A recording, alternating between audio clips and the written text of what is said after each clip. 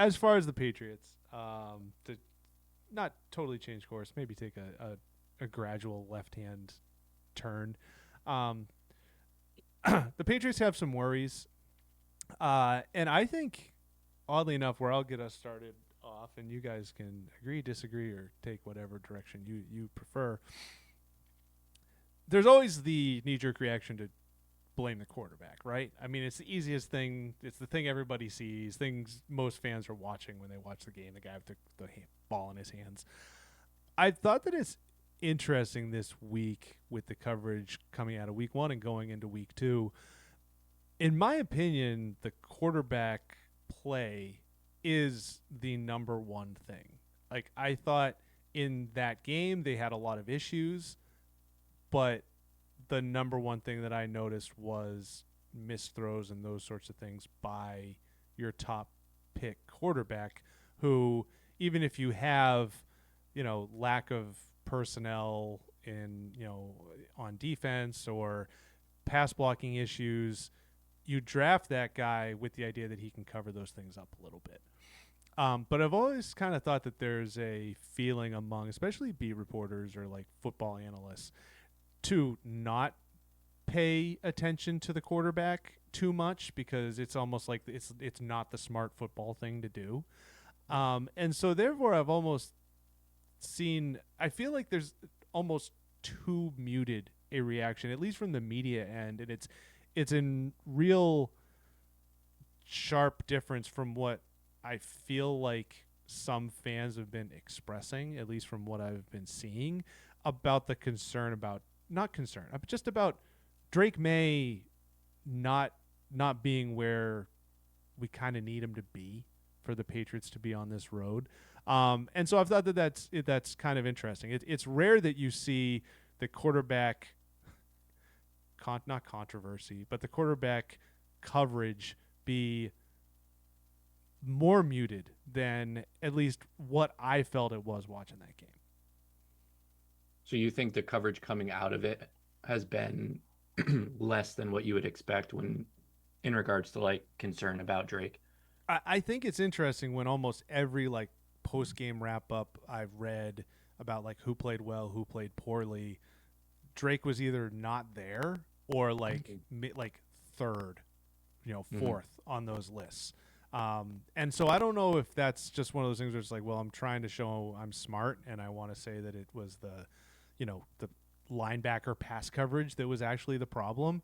Um, but like I said, like you draft a quarterback at this spot so that if you're not able to generate pressure up front, you have those couple handful of plays a game where that guy's supposed to make that difference. It's not like it was Yeah. 37 to 10 and he couldn't, like, he had throws to make Yeah. that he just totally missed, and he makes two or three more of those throws, three more of those plays, not a dumb turnover. I actually think that they win that game. They're going into week 2 1-0. Yeah, I think to your point about like the biggest concern, I think it has to be the quarterback at this point. Like, Yeah. and I didn't go into the season like, oh my God, he's automatically like the future of the franchise, all that sort of thing. Like, I think I have tempered expectations a little bit. I mean, a 7.5 out of 10 is probably where I was like entering the year, but now I'm definitely notches below that at this point, and I just think it wasn't the no, he doesn't have the greatest weapons when it comes to receivers, but that's not what you're talking about when he's missing throws. I mean, he had open Right. receivers, so it's not, week one is not an indictment of the lack of pass catchers, in my opinion. And same thing like with the offensive line, like they couldn't run the ball. They averaged what, three, not even 3.5 yards a carry. So, and they also didn't try to run it that much. They got away from it because it was a failed play. But I don't think like that's still not that doesn't overshadow the Drake thing in my opinion, and it is just he looks he looks sped up. I think in I can't remember who it was that made the point, but like in him like talking to the media, he's just so sped up even in those instances. I think that's a fair point, and I just think when it comes down to like the mechanical stuff or the footwork stuff, um, it's not. It doesn't seem like it's there yet, and maybe it was unfair to think that all of a sudden like Josh McDaniels is going to get dropped in and week one we're going to see something dramatically different and like this guy was going to look like a fourth year pro and like all this sort of thing. Maybe that was unfair to Drake, but the reality is that's what the thought was, is that McDaniels was going to come in and he was going to drastically change. And we didn't see that in week one. And I think because we didn't see that in week one, that is the biggest concern. But with that being said, I'm also not I'm not so concerned to the point that I don't think it could come or that it's like, pull the plug or anything like that. Like I think that's way I'm too not saying that. dramatic. Yeah, But I think like some people are saying that and cut him. not beat reporters and stuff, but like some people are like we already have to move on and all that sort of, talk radio callers and all that sort of stuff. So I think there are some people who feel like that. Um, but yeah, I think to your point about like the biggest concern, I think it has to be Drake at this point. From a coverage standpoint, I think cyberbullying might be at play here, or the threat of cyberbullying. I think it. I don't mean this is not to be deeper than it needs to be, but like I think there is this thing now in the media, particularly of a younger generation. I do think it's maybe saying the same thing, or it's a little bit of a twofold situation. Kind of what Ben was saying, like they want to sound smart, so they don't maybe go after the most obvious thing. I also think there's probably a hesitance to do that because I think Drake May has shown enough to make you think he could be good, and I do Yeah. think there's probably some hesitancy to say Drake May was terrible in week one at the risk of like in 7 weeks from now when he's Yeah. playing better, somebody coming back and being like, "You said he sucked," and it's like, well, so you just don't want to deal with that. Maybe is part of it. Uh, so like that for the coverage, I think that might be a factor. Big picture, I think I lean more toward defending the guy though. Like it's how many professional football games has he started? Yeah, 13, He's still 12. Yeah, like a 13. Yeah. rookie. Yeah. You know what I mean? He's still basically a rookie, and he's on his second coordinator. And so here's the issue too: is so I defend him in that. I think it's gonna take a while, Yeah. but like where I have questions is more organizationally. Like, why did you hire a defensive-minded head coach then? Is it because you're just comfortable with the guy and you wanted to raise your floor and we can do the cool homecoming story and he'll wear the pin and we'll do all that and we'll bring him back and he's gonna do some cool sound bites and we're gonna get this great documentary of Mike Vrabel yelling at dudes. It's gonna be awesome, and we're just gonna ignore the fact that Mike Vrabel has been oil and water with just about every offensive coordinator that he's had, and there was a whole thing with LaFleur, like that was a mess, and then Matt LaFleur goes on to be one of the best head coaches and offensive minds in the game right now, and like Arthur Smith now looks like he's maybe found a second football life in Pittsburgh with Aaron Rodgers, like so they didn't make the best decision in my opinion for Drake May with their head coaching hire, and I think they compounded that decision by bringing back Josh McDaniels, who like for and whether this is truth or not, for the last 20 years, all I've been hearing is how, you know, intricate the Airhoff system is and like how complicated it is and how like how many guys got fired basically, how many receivers got fired because they couldn't figure out the offensive system. You don't think that's complicated for the quarterback? And so you're sitting here talking about a guy who seems like he's going a mile a minute, as Sean was saying, and it's like you have to go try to figure out the most complicated offensive system that there might be. And I'm not going to sit here and pretend to know how complicated it is compared to, McDaniel or Shanahan or whatever. But like they should have brought in like a Liam Cohen type, or like I know he obviously Ben was up for a Johnson. head coaching job, or they could have even hired Liam Cohen as a head coach. Like they should have done more for Drake May. So like I take all of that into account as I'm kind of appraising him. Like in the second half on Sunday, he was terrible. Like there's no denying that. And hopefully we can all be adults about the fact that like for 30 minutes he sucked as an NFL quarterback. But it's week 1. Like the leaves haven't even changed yet. So like I'm going to give him a little bit of time. So I think like maybe I'm kind of trying to thread the needle here and not really maybe I'm fence sitting, but like I think there's so much like you could sit here and say he sucked, but it might not always be like this. and you can Yeah. sit here and say he sucked, but like let's give him time. And you can sit here and say he's got to be a whole lot goddamn better, or they're not going to get to where they need to be. And we can sit here and say maybe he's the product of his environment. So I think it's as is often the case, it's a pretty nuanced situation. But I think there is a lot of issues that you guys have hit on as well that like speaks to the media and how a football team is covered as well. I guess I also just think like sorry, go ahead. we don't. What you just said, Mike, about the nuance aspect of it, that is without a doubt the case, and it's just so much easier to talk it through like you just did than what people are willing to do. And so I think a lot of people would rather just say like, no, he sucks, or no, he's still good. You just have to give him time, and they don't like kind of thread that. Yeah, And I get that. Maybe and there's a yeah, but the sky. like so there's a gigantic gulf between those two things, right? And between saying, oh, the quarterback stinks versus actual coverage of the quarterback situation. I probably should have led with this. This might be a better way to put it. The Patriots' chances or the Patriots' fortunes for the next 4 or 5 years matter way more on how Drake Maye plays and develops than how the right side of the offensive line run blocked in week 1 against the Raiders. And I think that when covering the team, there's way too much of the analysis of, pass protections and those sort of things, or pass coverage, which like I get that there's a place for that, but like right now what matters is Mike Vrabel and Drake Maye, and it doesn't make you a Neanderthal, like dumb or a talk show football host. fan or a talk show to say People are like, afraid to be okay, Felger yeah, like I don't really want to talk about Jared Wilson right now. I want to talk about Drake Maye because whether Jared Wilson can play is not going to determine ultimately like whether this team is good for the next 3 years. Like it's going to depend way more on Drake Maye and the coaching and anything tangentially related to Drake Maye, like Josh McDaniels.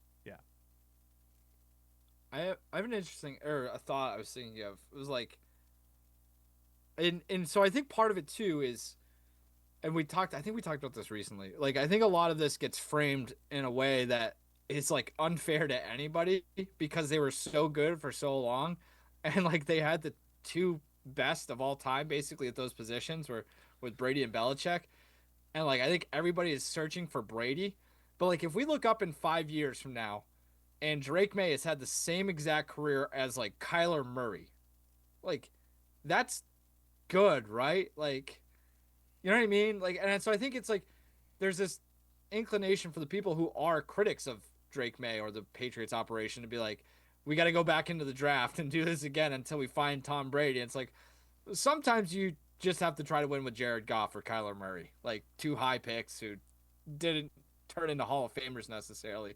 But if you do everything else around them well, and you coach the guy up to the point where you get rid of, so like that's part of the problem with Drake Maye too. It's like, is anybody trying to coach the footwork stuff out of him? Is anybody trying? You know what I mean? So there's that too. So I don't know what my point was necessarily. No, it's anyone who brings up Tom Brady as a comparison, I just immediately like, come on, like even if it's not an active comparison, I think that just lingers. Like you know what I mean? It's like Ryan Clark, talking about Peyton Manning and Tom Brady. It's like, have we just forgotten how good these guys were? Yeah. They might be the two best players in the history of their position. No, we cannot say, oh well, we're in Drake. We saw Tom Brady do that. Yeah, Tom Brady was Tom Brady. I'm not expecting Drake Maye. I think if Drake Maye ends up being Kyler Murray, it will be a letdown. I think if Drake Maye ends up being Kirk Cousins, I think that's not a letdown. Like at least Kirk Cousins made it to the playoffs a few times. Phillip Rivers. I guess I meant that. I guess there's probably a more successful version of what I'm trying to say, where it's like a guy who was drafted high and never isn't necessarily maybe like Alex Smith. That's maybe a better. And Alex Smith's complicated too because of the injury, but he had a lot of coordinators to start his career. Well, once he once he got the right one, he was good. I think Mike, you were talking about when it comes to like McDaniels and stuff and like the complexity of the offense and everything. Did you guys hear what Vrabel said? I guess a few times this week, and what did you make of it? And I'll just kind of start. I I think there is something there with the McDaniels thing.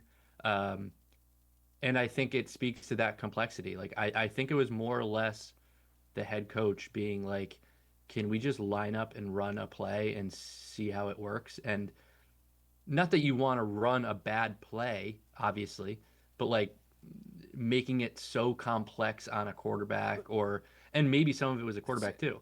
See, I don't know. Sorry, I kind of reject that Hmm. because was the complexity the reason that Yeah, that he was was missing the throws. complexity the reason Yeah, that Drake May can't complete an 8 yeah, yard pass like to a guy yeah. who doesn't have a guy within 10 yards of him? I get it, but like If it's like It might be. yeah, if he's getting sped up in that sort of sense, though, then he's not thinking about where his feet are, and then he's not thinking then about it's over. following through on a through. Then I say Yeah, it's over. Then I say it's over with him. Like I just said, like I'm not gonna like but like if he can't just complete, I mean, he's been playing foot. I get that he's only been playing like 12, 13 games as an NFL player. He's been playing football for so long. If he can't just hit a tight end or a Demario Douglas, on like because he's too, if that is the case, which I don't think it is, it sounds so. That's the only thing is like if you're saying, or if anyone is saying that might be the case, then they're also saying that Drake May stinks. hmm, That's my thing. I don't think that is the case. I don't think that Drake May can't make that throw because he can't grasp. I don't know. I think that if you're saying that, then you are implicitly saying Drake May stinks and he's not the guy. I don't feel like that. Well, Um, then what? Then how? Then okay. He's too sped up. He's so sped up by a complicated system. He can't complete an 8 yard pass to a wide open person. yeah, I That's the line that we're making there. uh, and I get that point. I don't think that one should impact the other, but I think there is a sense of like, if he's at the line or whatever and checks into a second or third play, like I could see how that is speeding up his mind. So then he actually gets the ball and then he push it up in the pocket or something like that, and he can't complete that throw. So I could see how one trickles into the other, and it's not good. Like I don't think that should be the case, and I think he should be able to kind of separate those things. I think there's something to like the head coach kind of being like, can we just make this less complex on the quarterback? I think I'm closer to Sean than I am to Ben on this because I do think there's not a direct correlation, but I think, you know, it's if he's worried about 8 different things, then I do think there's a chance that could affect how Hmm. he delivers the ball to a wide open guy. My thing is like, why didn't you just hire somebody who makes it easier Yeah. for him? And like, I get it, what Ben said, like, but not everybody is going to be a PhD back there. And like, Was Jake Cutler a PhD? Like was I don't know, um, no, Brian no, Greasy? Like I don't know. Like these. no, but like, I don't think, I guess my point is like, I don't think Drake May is going to fail at being a professional quarterback because he's a dummy necessarily, or like, I'm trying to, it's just, in 2025 to like hire Josh McDaniels for a second year quarterback just seems odd, especially when Mike Vrabel's the head. You know what I mean? Like nothing about it feels harmonious in any way, and I just think maybe for a few years, like bringing in a guy who's like, all right, we're gonna run a buttload of motion, and we're just gonna try to scheme stuff up, and like here are your first three options. It, just hit one of them, and like we're gonna scheme guys wide open for you, as opposed to being like, I assume like the offense hasn't changed a ton where it's like, isn't their whole thing based on like options for receivers? And it's like, Yeah. so they have to kind of be on the same page, and like Drake has to know that, so and so is going to level off here, as opposed to being like, this guy's running, he'll be here. Like, I just feel like they've made it more complicated than it needs to be. And like, you're right, Ben. Like, if that's all it is and he can't get better, that's not a great sign. But I just don't think they're doing enough for him to. I just don't see how you can get any simpler than having multiple wide receivers wide open, I less than 10 yards. Like that's what I think is like for I me, do like think that's that not maybe we're like having this. the scheme must be pretty effective if Maybe there we're were, having this conversation too early though. Like, yeah, you know what I mean? It was again. This is not. These are real. Like, what I'm about to say is not an excuse. I actually think it's maybe a sign that like this guy can't succeed, especially here. Like, it was rainy. He's got small hands. Like, that could have been part of it too. Like, they didn't. He still had like smarter people say he still has mechanical issues. So he's not. They haven't coached that out of him either. So like those are all things like they were going up against a bad secondary. They'll go up against an even worse secondary this week. If he's still sailing guys this week, then we can continue to have the conversation. I'm not ready to be like he's failed because he had a really, really bad second half, but I am willing to say like he's got to get a lot better if they're ever going to get to where they need to be. Yeah, Maybe that's and again fence sitting, but well, and that's kind of I didn't enter with like these, and I kind of just said this too. I am still at the point where I think he will end up succeeding, and I do think like it will come. I just think after week one, we're talking about this after week one, and the reality is I'm less confident after week one than I was going into week one, and I think that's just maybe the easiest way to put it. And I think, we just talked about how many starts he has, 12 or 13 starts in the league. Would we feel this way after week 12 of last season, or after, if he started from week 1 to week 12, or you know what I mean? Like, would we be having these same conversations, or would it be like he's still a rookie? We know that, just based on what happened in week 8, we know that, he needs to improve on these areas. And that's, would we be having more of a conversation along those lines? No, and it does say a lot about like how hard the quarterback position is. That I say it'll be a success if he's Kirk Cousins, and Mike says it'll be something approaching success if he's Kyler Murray, and that's perceived as like a slight. I mean, in all honesty, if he ends up having a career like Jared Goff, like if you say, "Oh, he's Jared Goff," people go, "Oh, you hate." It's like if he ends up being among the league leaders in passers, going to the playoffs multiple times, like that's a success. But yet, so you say Kirk Cousins, and it's like, oh God, this guy thinks that Drake Maye stinks. No, I actually think Drake Maye could play, and he could end up being similar to a Kirk Cousins who wins you games, gets you to the playoffs, does dumb shit, and as a result, you don't go to the Super Bowl. But at the end of the day, that was a successful quarterback you had for however many years. If I were a Patriots fan, I think my biggest fear would be that he's Sam Darnold, and I think that's a more appropriate comp for like the worst case scenario. If he's not, you know what I mean? Like it's almost worse. It's almost better if he's just a complete flop. Like if he's a flop here and then he lands.